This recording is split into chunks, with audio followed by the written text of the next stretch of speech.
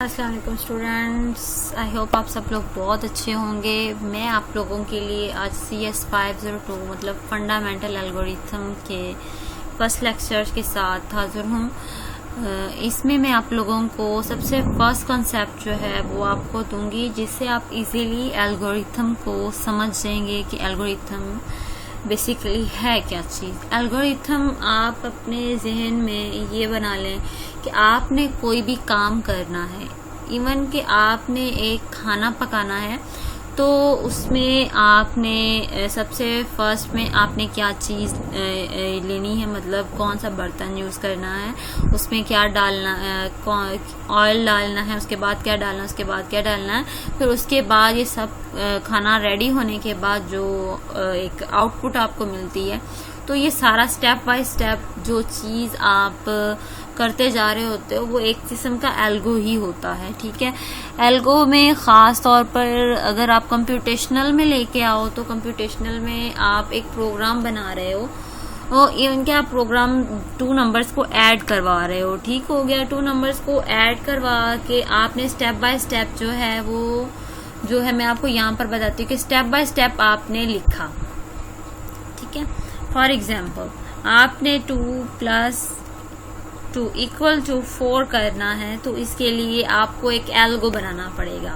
ठीक है, मैं क्या करती हूँ सबसे फर्स्ट पे एक ले लेते हैं। हमसे फर्स्ट स्टेप जो है हमारे पास आएगा कि हमने एक नंबर 2 लिया।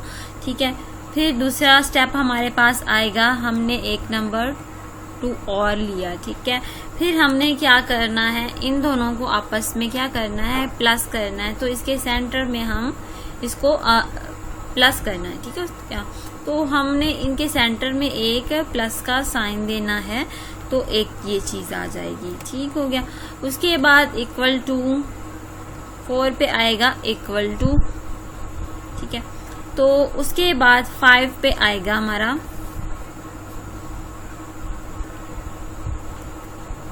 ठीक है, 5 पे जो है ना वो हमारा आएगा 4। तो इस तरह से एक जो है स्टेप बाय स्टेप एक हमारा एल्गो जो है वो तैयार हो चुका है। ठीक हो गया, अब हम जो है ना अपने एल्गोरिथम के एल्गोरिथम फंडामेंटल की जो है ना डेफिनेशन पर चलते हैं। बेसिकली उस डेफिनेशन में लिखा क्या है, आपने किस तरह से एक प्रोग्राम को फंडामेंटल एल्गोरिथम के जरिए सॉल्व कैसे करना है। ठीक हो गया जी। Define algorithm is any well defined mean मतलब आपका जो एल्गोरिथम बना हो वो बिल्कुल ठीक और करेक्ट होना चाहिए। Well defined computational produce that take some value, कुछ वैल्यूज होंगी और सेट ऑफ वैल्यूज, और वैल्यूज का सेट होगा as input and produce some values और सेट ऑफ वैल्यूज, जो कुछ हमें वैल्यूज प्रोड्यूस भी करेगा और हमने उस वैल्यू से जो है आउटपुट निकालनी है एक सीक्वेंस में।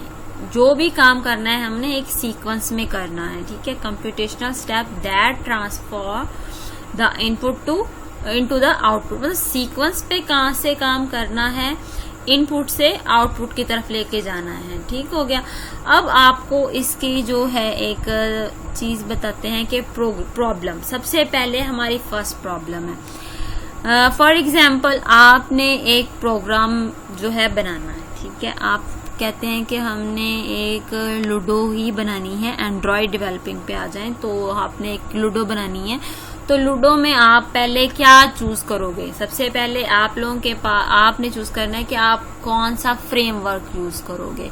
ठीक है, फिर आप जो है प्रॉब्लम तो आपके पास यही है कि आपने एक लूडो बनानी है। ठीक है, और आपने बस ये चूज करना है कि आपने कौन सा फ्रेमवर्क लेना है, कौन सी लैंग्वेज चूज करनी है। ठीक है, तो फिर उसके बाद आप एक स्टेप बाय स्टेप जो है अपने काम को लेके आओगे और फिर उसका सोल्यूशन बनाओगे, जिसको आप एल्गो बोलते हैं। स्टेप बाय स्टेप जो सोल्यूशन आप रेडी करोगे उसको एल्गो बोलेंगे।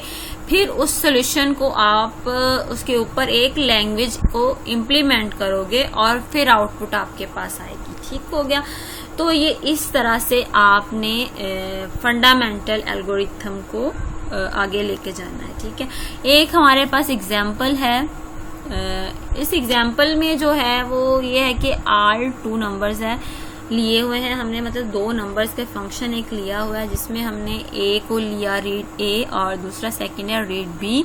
तो हम यहाँ पर रिटर्न करवा रहे हैं आउटपुट ए प्लस बी। तो ये भी क्या चीज है, एक हमारा एक एल्गो है। ठीक हो गया। देन नेक्स्ट जो है हमने इसकी प्रॉपर्टीज पे आना है। जी स्टूडेंट, नेक्स्ट आपने फंडामेंटल एल्गोरिथम के प्रॉपर्टीज पे आना है। ठीक है, तो फर्स्ट प्रॉपर्टीज हमारी इनपुट है। इनपुट मतलब कोई भी डाटा आपने देना है तो तभी आपको उसकी आउटपुट मिलेगी। ऐसे तो नहीं है ना कि आप डाटा दो ही ना और आपको जो है ना उसकी आउटपुट जो है वो मिल रही हो। ठीक है, आउटपुट आप जो है वो ये है कि इस पे आपने अगर इनपुट 0 दी है तो आपको आउटपुट भी उसकी वही मिलेगी। ठीक है, इसी तरह से जितनी आप इनपुट डालोगे आपको आउटपुट भी उसी के हिसाब से मिलेगी। ठीक है, और उसके बाद थर्ड पे है डेफिनाइटनेस। ठीक है, इसका मतलब ये है कि क्लियर जो है आपके स्टेप बाय स्टेप जो आपने स्टेटमेंट दी है, जो आपने प्रॉब्लम्स को आगे स्टेप बाय स्टेप डिवाइड किया है, वो बिल्कुल क्लियर होना चाहिए। ये नहीं है कि स्टेप 1 पे आपने एक वर्ड को डिक्लेयर किया है तो सेकंड या थर्ड स्टेप पर फिर आप उस वर्ड को डिक्लेयर कर रहे हो, तो इससे आपका जो है एल्गो है वो कॉम्प्लिकेट हो सकता है।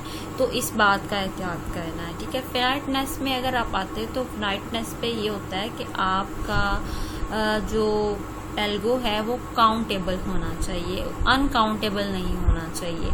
मतलब उसमें जो भी चीज़ आपने देनी है फिनाइटनेस पे, जो भी चीज़ है वो काउंटेबल मतलब लिमिटेड पे आंसर आना चाहिए। ठीक है, उसके बाद इफेक्टिवनेस का मतलब ये है कि आपका एल्गो इतना क्लियर होना चाहिए, इतना अच्छा होना चाहिए कि आप जो है बिना कोई भी कैलकुलेटर या बिना कोई भी टेक्निकली चीज़ को यूज़ किए आप अपने प्रॉब्लम का जो सोल्यूशन है वो निकाल सकें, जो हल है वो निकाल सकें।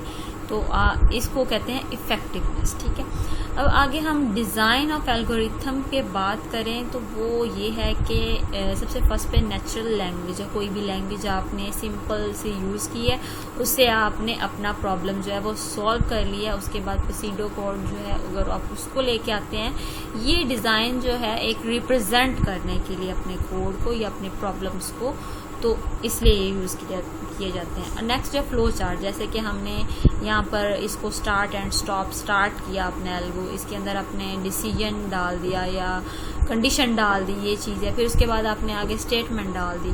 तो इस तरह से आप फ्लो चार्ट को भी यूज़ करते हुए अपना जो है एल्गो को बेहतर बना सकते हैं और उससे आप अपनी मर्जी का जो है आंसर है वो ले सकते हैं। ठीक हो गया। देन एल्गोरिथम कोई इतनी मुश्किल चीज़ नहीं है, बहुत ही easily step by step solve करना है। और कोई भी चीज़ इवन के आपको कोई भी प्रॉब्लम है, अगर आपको घर में कोई चीज़ बनानी है तो आप उसको स्टेप बाय स्टेप पहले लिख लो, फिर उसको स्टेप बाय स्टेप वैसे करो, तो फिर भी आप इजीली जो है उसको बना सकते हो। ठीक है, जैसे कि आई लाइक नूडल्स। ठीक है, तो नूडल्स के लिए आपको फ्राई पैन चाहिए, एक कप वाटर चाहिए, उसको बॉईल किया एंड देन नूडल्स को उसके अंदर डाला, कुछ वेजिटेबल्स डाली, तो उससे फिर उसके बाद एक मज़ेदार आउटपुट सी जो है आपके सामने आ गई।